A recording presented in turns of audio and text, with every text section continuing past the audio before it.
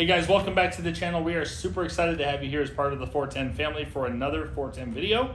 My name is Jason Geroux. I'm designated broker and owner of 410 Real Estate, a multi-million-dollar producing real estate brokerage here in Gilbert, Arizona. Today we are going to be talking about terms that often get confused between each other and what's the difference between them. But before we do that, do me a favor, hit the subscribe button, notification bell, and make sure you're made aware of when we post these videos.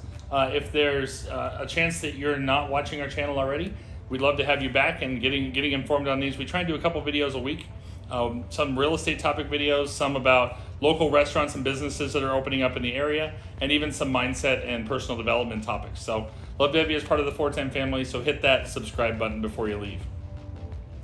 Today we are going to talk about terms that are easily confused and provide some clarification on what's the difference. So as with most of our videos, you know I have three things to talk about today.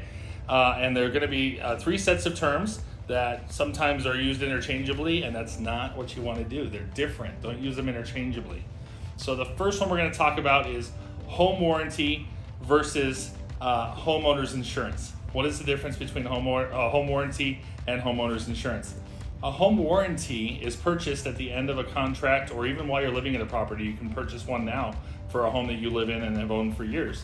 But a home warranty covers specific components in the home, and it's going to do things like the air conditioning, the plumbing, the electrical, major issues that are in the home. It's going to help cover those. You're going to have usually a copay or a deductible that you're going to pay toward the repair, but it's going to help protect you against high cost repairs.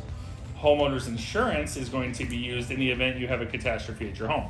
A flood, a fire, somebody breaks in, vandalism, whatever it happens to be.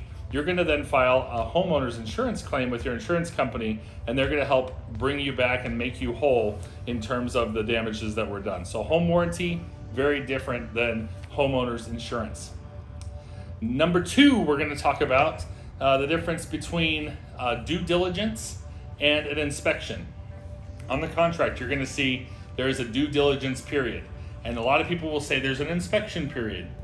Yes and no. An inspection is part of the due diligence period. That should never be the only thing you do during your due diligence period. An inspection, a qualified home inspector can come do a home inspection for you. A termite inspector can do a termite inspection. That's typically what you see people do. But things that might not be thought about: crime statistics in the area, history of the neighborhood, what is in the neighborhood, how does the HOA operate? Are they holding you accountable for things that you don't want to be held accountable for? Do you have a trailer that you need to park in your backyard but the HOA says that's not okay? These are all things you should be investigating during your due diligence period, because once that 10-day period is up, or shorter if you negotiate a shorter period, you don't have the right to cancel the contract because you found out that the HOA doesn't like your garbage cans being out after 6 o'clock in the evening. So do all of your due diligence. Anything that's important to you about the home needs to be done within that due diligence period.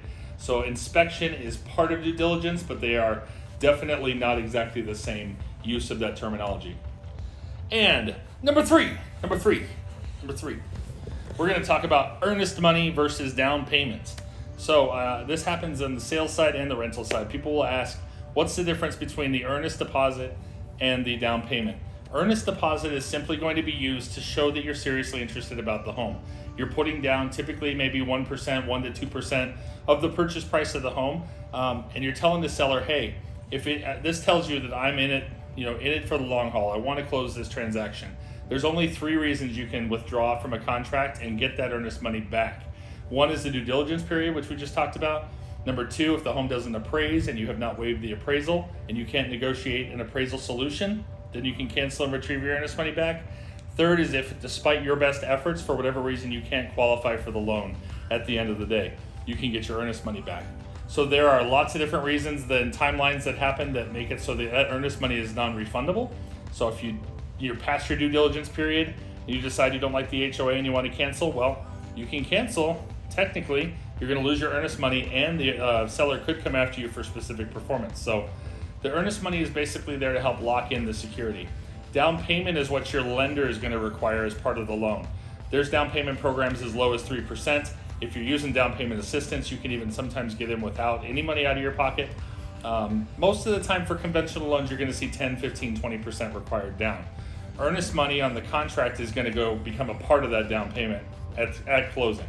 So you're going to see purchase price $500,000, earnest deposit of $5,000, additional down payment of $45,000, new loan of $450,000. That's how it's going to look. So earnest money can be forfeited if you cancel for the wrong reason, a non-allowable reason, but it can also become part of that down payment if and when you successfully close a transaction. So again, number 1, home warranty versus home insurance. Number 2, due diligence versus inspection. And number 3, we just talked about it. What was it?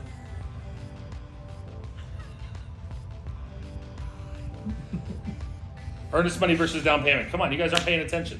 Pay attention when I'm talking to you. That's all I ask. So I appreciate you checking this out. I hope it was helpful. I hope some of those terms are a little bit clearer for you now. If it was helpful, do me a favor, hit share. Send this to your friends if they're thinking about purchasing a home, or if they're renting and maybe thinking about down the road planning for the future. This may be helpful for them to know these terms that are being used when purchasing a home. I appreciate you being here as part of the 410 family, and look forward to seeing you again on the next one.